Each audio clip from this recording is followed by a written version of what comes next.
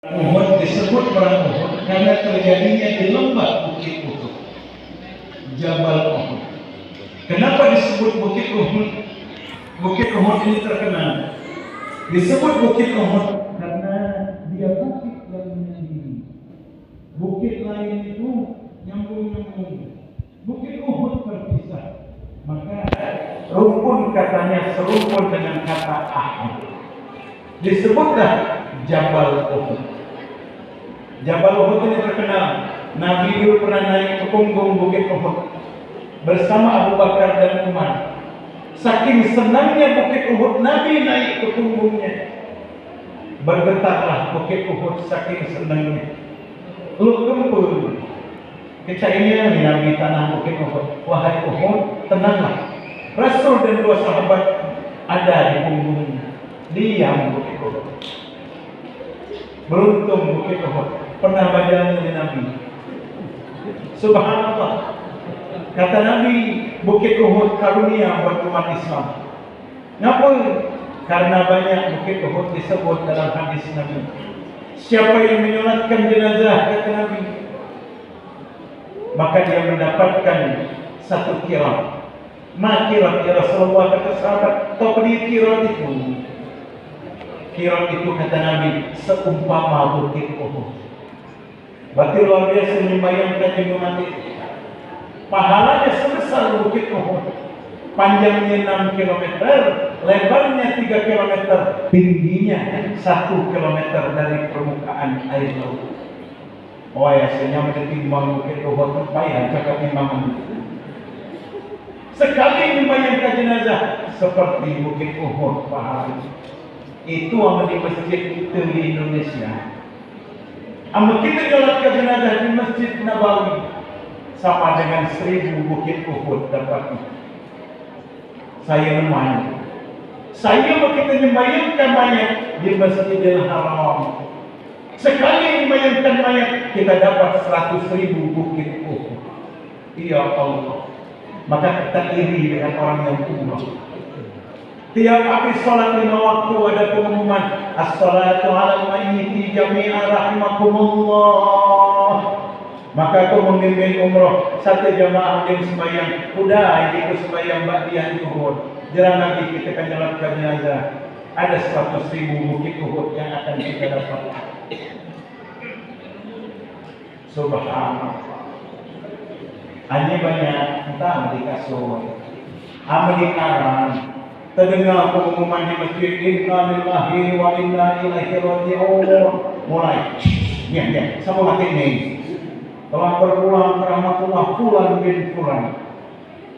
Banyak yang takziah, berbagai takziah, bawa timang kecil, bawa beras, batin-batin takziah, bawa amplop, isinya 5.000, 10.000. Masuklah ke baskom. Rami yang takziah, penuh kursi di depan rumah imam mati. Dimandikan sang mayat, dikafani sang jenazah.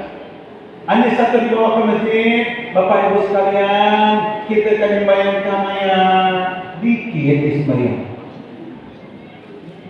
Mohon maaf kadang-kadang ini membayangkan bapak mati.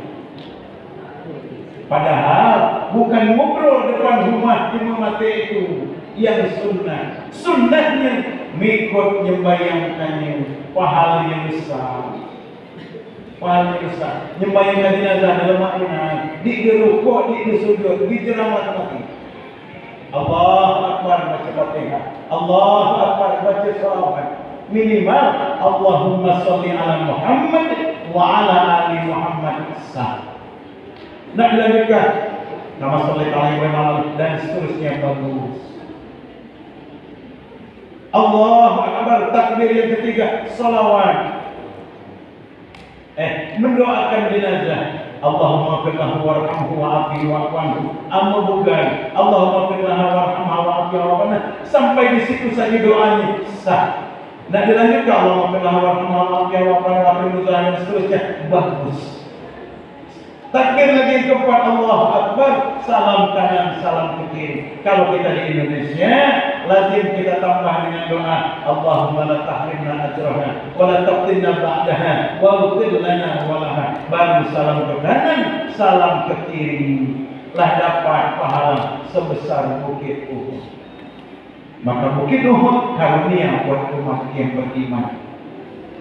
Tapi buat orang kafir ancaman. Apa kata Nabi? Orang kafir yang masuk dalam neraka, dipanggang di neraka, mekar badannya, memuai, bahasa fisikai. Sampai-sampai kata Nabi, saking memuainya, gigi geraham mereka seperti bukit Uhud. Woi, mana mau dibilang nanti panjangnya. Pisang jepit benar. Dia tidak cantik lagi yang begini jelas itu bahasa bukit Uhud dia mungkin cantik. Makanya aku heran kadang minat di YouTube itu, lagi berenang di neraka. Wih, banyak pula terbaik itu. Upload ni pula dah berenang di neraka. Enggak akan habis ini. Kita bayangkan yang sakit takut, mak mana dia ibu bani berenang di neraka. Ada artis tu, aku rapopo, kalau masuk neraka ini mungkin kau menyanyi rapopo lagi. Pisang emas sama masuk neraka. Jemaah sekalian, orang kafir Quraisy kalah dalam perang Badar. Dendam luar biasa. Padahal perang Badar itu disengaja. Nabi bukan niat perang. Nabi mengajak pasukan 213 orang untuk mencegah kafilah dagang Abu Sufyan bin Harb. Kenapa Nabi ingin mencegah kafilah dagang Abu Sufyan bin Harb? Karena Abu Sufyan lah yang paling banyak merampas harta kaum muslimin yang hijrah ke Madinah. Kata Nabi, kita balas, kita cegah kafilah dagangnya. Tapi Abu Sufyan ini licik. Dia memutar perjalanannya selamat sampai di Makkah. Sampai di Makkah, woro-woro kata Jibril. Dia nyebarkan, Muhammad ngajak kita perang. Ayo siapkan persenjataan kalian. Kita perangi Muhammad karena Muhammad ngajak kita bertempur. Berkumpullah orang Quraisy, terkumpul 1000 pasukan dengan persenjataan lengkap. Berangkat ke Badar, berjumpa dengan pasukan Nabi. Nabi tidak siap dengan perlengkapan perang. Jumlah kaum muslimin 213 orang. Sementara orang kafir 1000 dengan perlengkapan perang yang lengkap. Nabi khawatir. Berdoa Nabi sampai jatuh surbannya berkali-kali. Ya Allah, kata Nabi, kalau pasukan yang sedikit ini kalah pada hari ini, tidak akan ada lagi orang yang menyembahmu di muka bumi. Umban sorban, ambil ini ya, bakar pasangkan lagi. Umban lagi. Maka kalau berdoa serius, angkat tanganku tinggi. Ya Allah, Nabi contohkan itu. Cuma di Indonesia belum lazim doa modelnya itu. Kita berdoa angkat naik, bisa nanti jenis stres. Stres seperti ini kan bisa benar banyak utang tinggi. Sangat tinggi benar angkat tangan. Nabi khawatir. Maka Allah kirim pasukan dari langit dipimpin oleh Jibril alaihissalam. Maka kata para sahabat, kami bisa melihat mana yang dibunuh oleh pasukan kaum muslimin, mana yang dibunuh malaikat. Amo bekas sabetan pedang yang mutung, itu pasti malaikat yang membunuhnya. Berarti pedang malaikat mendiaki dari api. Mutung. Tapi kalau cuma luka biasa, itu mati di tangan kaum muslim. Kalahlah pasukan Quraisy di pertempuran Badar. Maka orang-orang Quraisy dendam luar biasa. Kita akan balas kekalahan ini tahun depan, kata Abu Sufyan bin Harb. Bersumpah Abu Sufyan, aku bersumpah, aku tidak akan mengambil keuntungan dagangku untuk persiapan kita perang selanjutnya, mengalahkan Muhammad, membalaskan dendam kita. Hebat di kafir itu, kapan tekadnya bagus, luar biasa hebat. Abu Sufyan konglomerat pemimpin kota Makkah tidak mengambil keuntungan dagangnya selama setahun.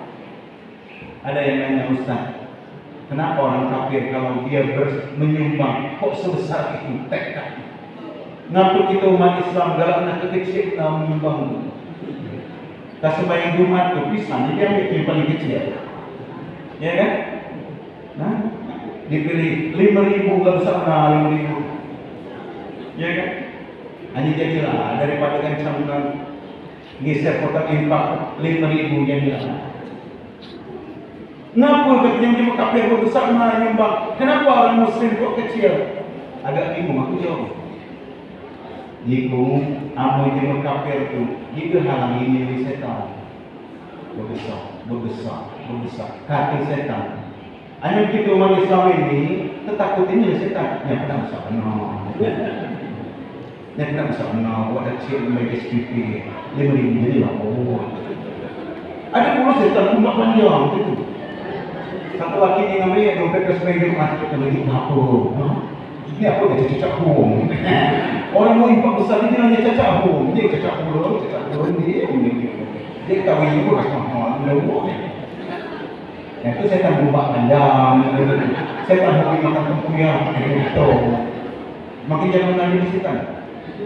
Jamaah dia mati Allah. Maka tahun depan terkumpullah biaya begitu besarnya. Dimobilisasi penduduk Makkah. Siapa di antara kalian yang ingin membalaskan dendam kekalahan Quraisy dengan Muhammad? Ayo berangkat ke medan perang. Terkumpullah 3.000 pasukan. Mereka punya 700 ekor kuda perang, 900 ekor unta, dipimpin oleh 3 panglima. Pasukan infanteri dipimpin oleh Abu Sufyan bin Harb. Pasukan infanteri itu pasukan jalan kaki. Pasukan jalan kaki.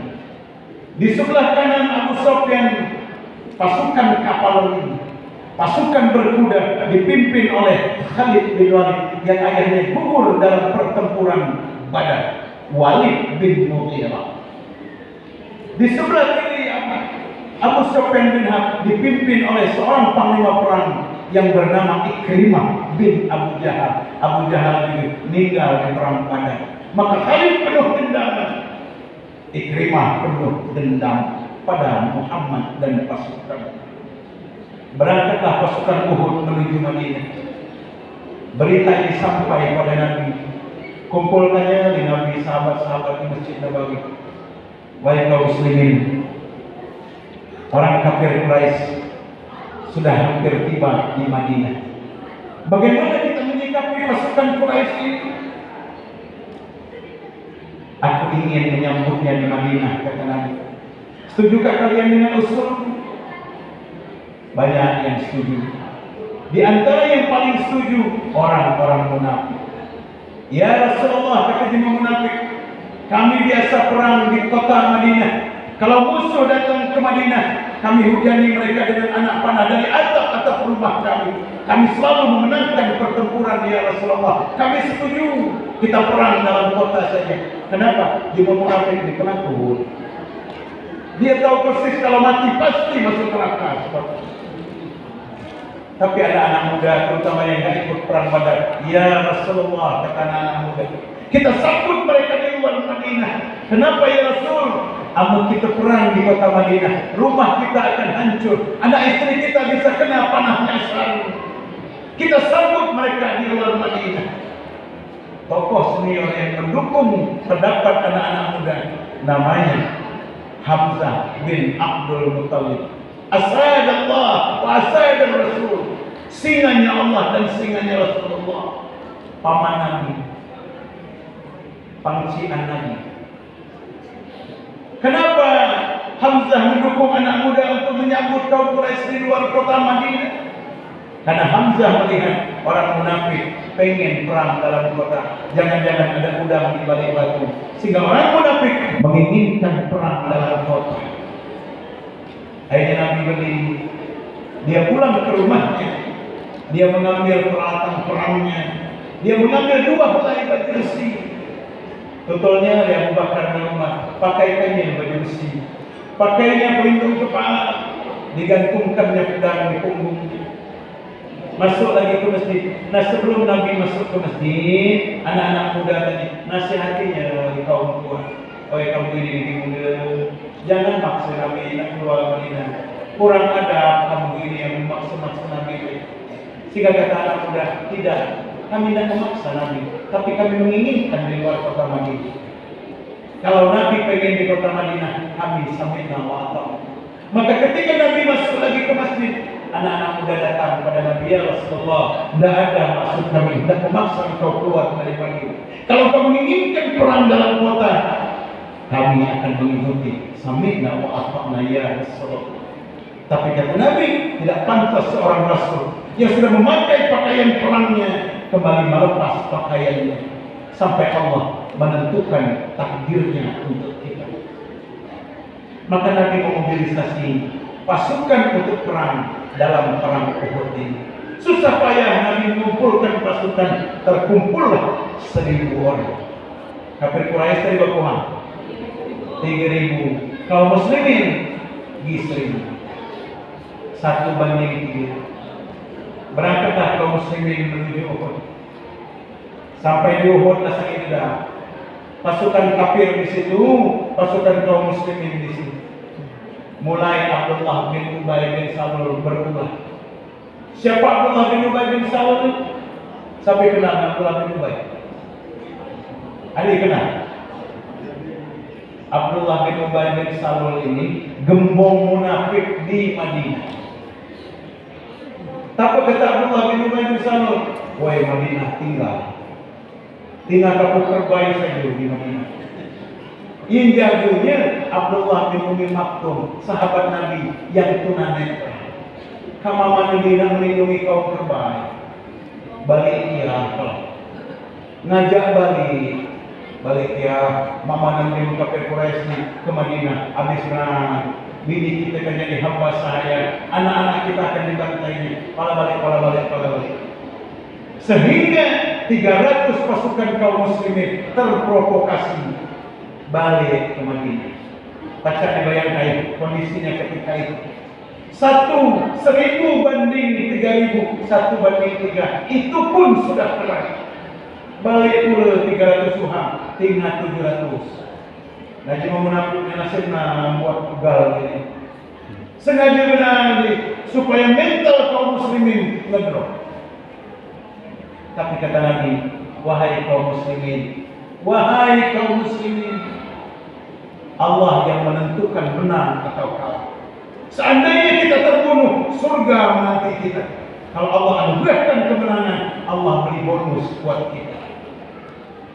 Jamaah sekalian, tampak sekali Nabi ini Rasulullah bukan manusia sembarangan. Dia nggak pernah ikut akmil. Dia nggak pernah jadi tentara. Tapi lihatlah bagaimana strategi beliau. Wahai kaum muslimin, mari kita berada di arah timur. Biarlah orang kafir di arah barat. Kenapa Nabi milih arah timur? Mangkedang perang di Silau. Biarlah orang kafir di Silau, karena perang terjadi di pagi hari. Nabi memilih 50 pasukan untuk diletakkan di Jabal Rumah sebagai pasukan sniper. Tapi pasukan sniper, pasukan penembak jitu. Diletakkan 50 pasukan di Jabal Rumah, sebuah bukit kecil di seberang bukit Uhud. Nabi berpesan, wahai pasukan pemanah, jangan tinggalkan Jabal Rumah. Walaupun kalian melihat kepala kami sudah dimakan oleh burung-burung pemakan bangkai, jangan tinggalkan Jabal Rumah. Lindungi kami, jangan ada pasukan Quraisy yang bergerak ke arah belakang kami. Jumlah kita sedikit, kita harus hadapan face to face. Amani di belakang kroyoknya, kita pasti kita kalah, kata Nabi. Pasukan Jabal Rumah, pasukan pemanah ini dipimpin sahabat yang bernama Abdullah bin Jubair. Jemaah sekalian, pecahlah pertempuran itu. Dalam waktu yang sangat ringkas, kaum muslimin berhasil memukul mundur orang kafir. Kalah 3.000 lawan 700. Nah, hebatnya kaum muslimin. Hamzah bin Abdul Muthalib ngamuk. Sapi para rebah. Alangkah gagah Hamzah bin Abdul Muttalib. Jamaah sekalian, salah seorang wanita yang sangat dendam pada Hamzah namanya Hindun. Ada terbaik di sini namanya Hindun. Hindun ini istri Abu Sufyan bin Harb. Kenapa dia dendam? Bapaknya mati di perang Badar. Muanai-muanainya mati kalau di perang Badar. Yang bunuhnya Hamzah bin Abdul Muttalib. Maka dia benci benar Hamzah. Sehingga sebelum berangkat perang Uhud, dia memilih siapa yang paling jago memanah. Dia bikin perlombaan memanah. Siapa yang paling jago memanah, dia yang akan dipilih untuk membunuh Hamzah dengan balasan yang luar biasa. Dalam lomba itu pemenangnya namanya Wahsy, seorang hamba sahaya berkulit hitam dari Ethiopia, Habasyah namanya ketika itu. Saking gapahnya pengendali di lomba Habsyi, budak dari Habsyi namanya Wahsy. Buatkannya buah apel pucuk pala ini, kepala sambil dibelah diuncap-uncap kena buah apel pucuk pala. Ama model kita main, dia kata kena apelnya, kena kening gimana? Dia ini terpilihlah Wahsy, seorang hamba saya. Apa kata Hindun? Wahsy, jika engkau bisa membunuh Hamzah bin Abdul Muttalib, kau akan kumerdekakan dari perbudakan.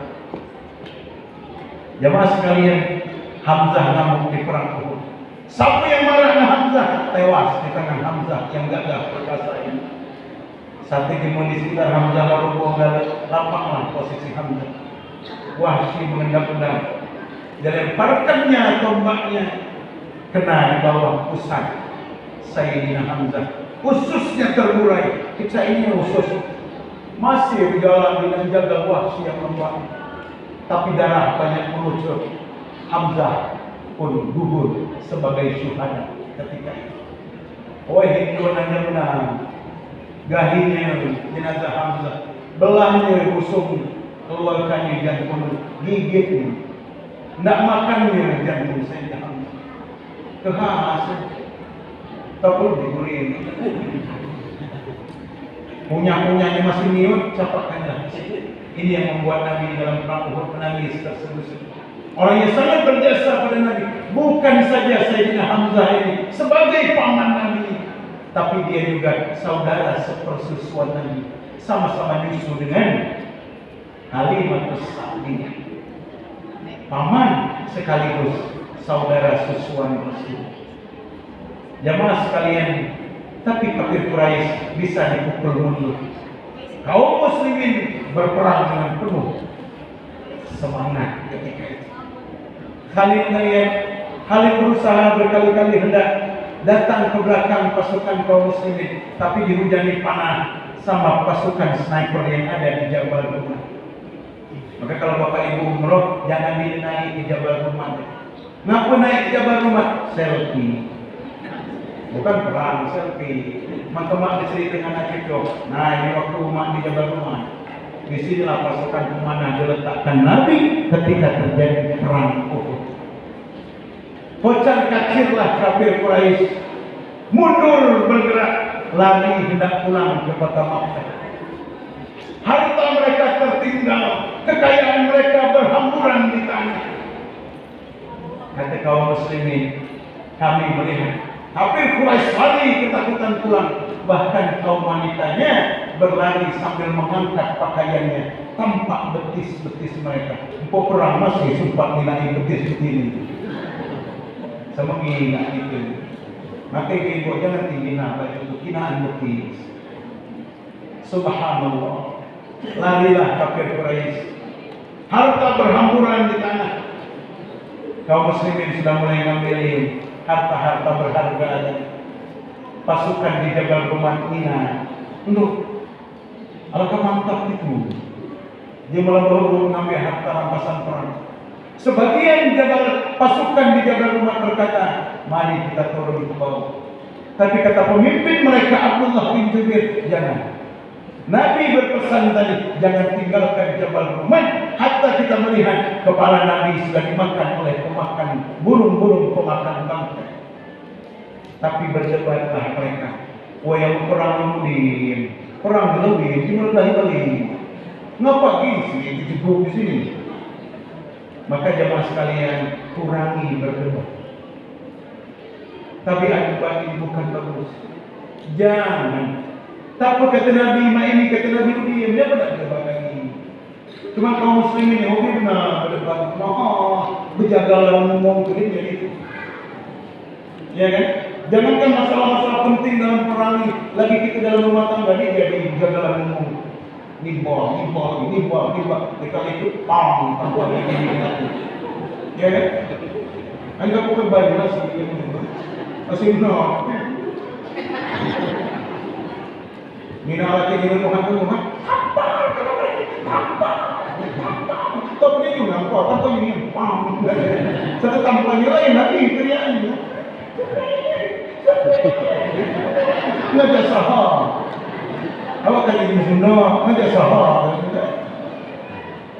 Jangan berjagalah minum. Jangan berjagalah. Anda menasihatkan muslim mau berjagalah. Di Jawa rumah terjadi perdebatan. Kalau perang belum selesai, perang sudah selesai, harta sudah berhamburan. Ayo kita ikut ngambil harta yang berhamburan.